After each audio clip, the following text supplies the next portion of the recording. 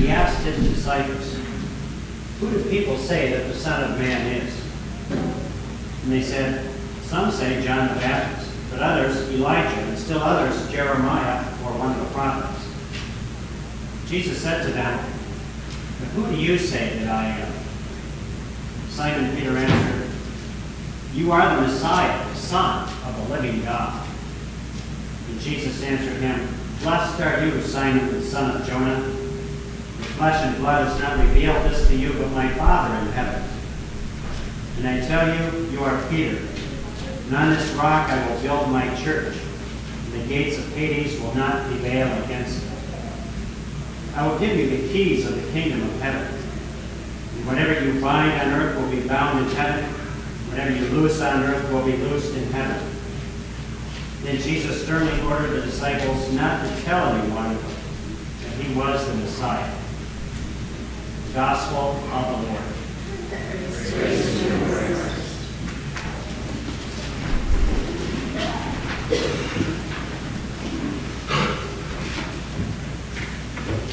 Dear friends, grace to you and peace from God our Father and our Lord and Savior, Jesus Christ.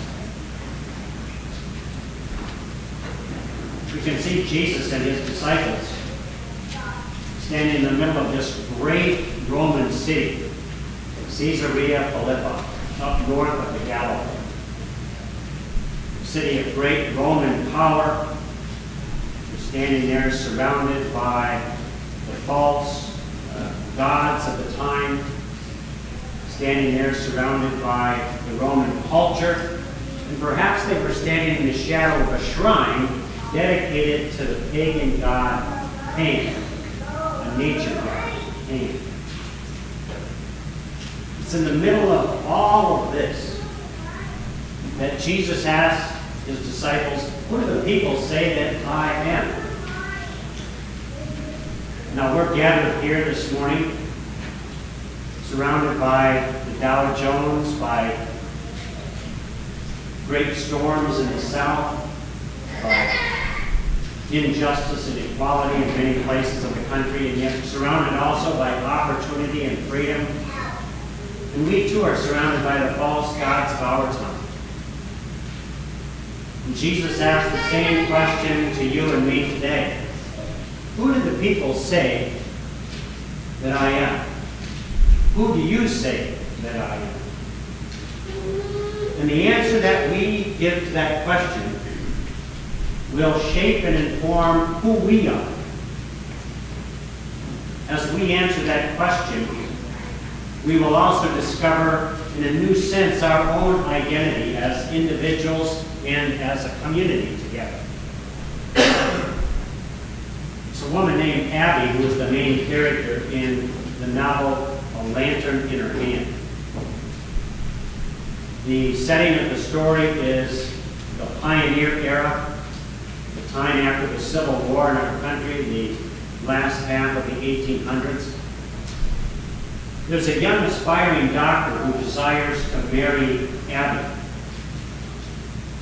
And if she chooses to do so, her life will be one of abundance, security, and opportunity. She will go and live back east. But Abby's heart is turned toward another. Abby's heart is turned toward a young farmer named Will. He's just returned from serving in the Civil War. Abby marries Will, the farmer. And together they travel in a covered wagon to go out west. They go out to Nebraska to settle and make a life together on the prairie. But it would be a life incredibly hard, overwrought with drought, plague and storms, with illness, disease, and death. But you see, Abby's identity is shaped and formed by her loving relationship to Will and to that land of the prairie in which they make a life. Her character and her joy come from that life on the prairie and from all the people that she is surrounded with. And if you think about it, that's how our identity is shaped as well. Our identities, for the most part, are shaped by the people that we surround ourselves with, the people that we love and care for, those who care for us. So Jesus, surrounded by his disciples, asked the question, who do the people say that I am? And it becomes clear that Jesus is not John the Baptist, and he's not Elijah, he's not Jeremiah or one of the prophets. But it is his friend, Simon Peter. Peter, who's been surrounded by Jesus, who's lived in the company of Jesus for some time. It is Peter who answers the question. Jesus, you are the Christ. You are the Messiah, the Son of the living God. And along with Simon Peter, we too answer the same way, don't we? At least most of the time, we get the answer right as well. Jesus, you are the one that we've been waiting for. You are the one that we've been hoping for and praying for. Jesus, you are our Savior. You are the living Son of God. You're the one who's come to rescue us from brokenness, pain, and death. Jesus, you are the one to deliver us from the false gods that constantly surround us. So friends, you and I have come to know Jesus over the years, however short or long our lives have been. We've come to know Jesus and his identity through the Word, through the Scriptures, and through our life together as a community of faith. We've come to know Jesus not only as the Son of God, but even more so that Jesus is the very fullness of God, the very presence of God who lives among us every single day. Jesus is fully God, and we also know that Jesus is fully human. Now, if you think about it, Jesus could have stayed with his heavenly Father in the heavenly realm. He would have been safe and secure. He wouldn't have known the humiliation and the misery of life here. But as the Nicene Creed states, for us and not for our salvation, he came down. Jesus came down and became fully human for you and me. He became one like us. And so Jesus, his identity comes in part from his relationship to God, his Father. But Jesus' identity comes from his association with us, with you and me. Jesus' identity is also shaped by the people that he associates with.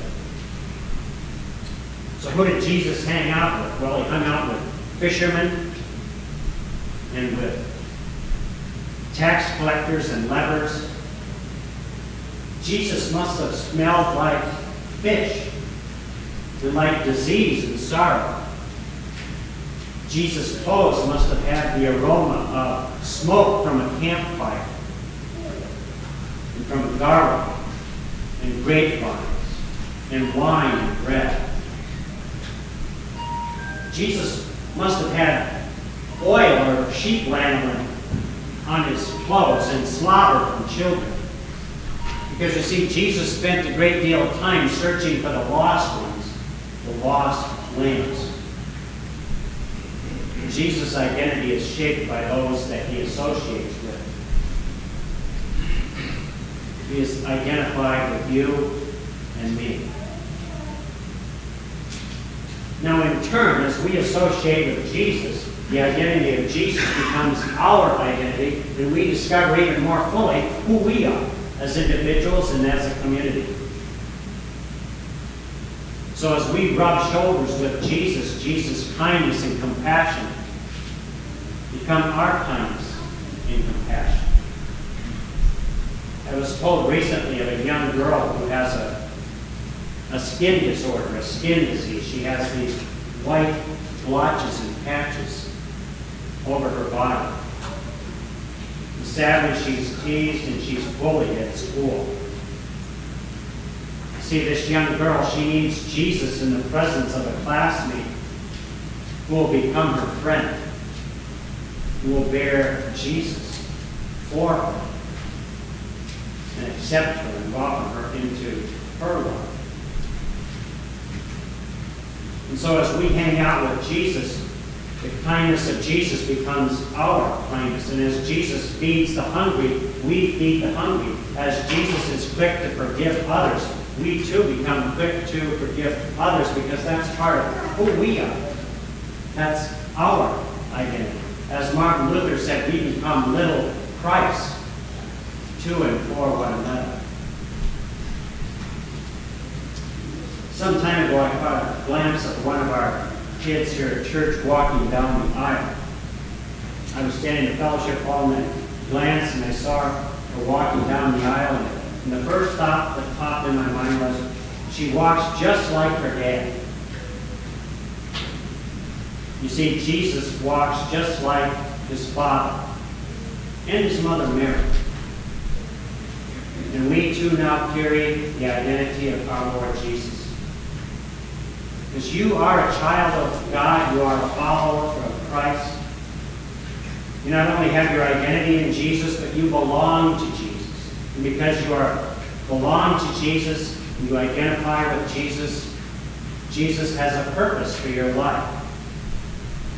Identity, belonging, and purpose, they are gifts from God to each one of us and as a community as a whole. This then is what we teach our children.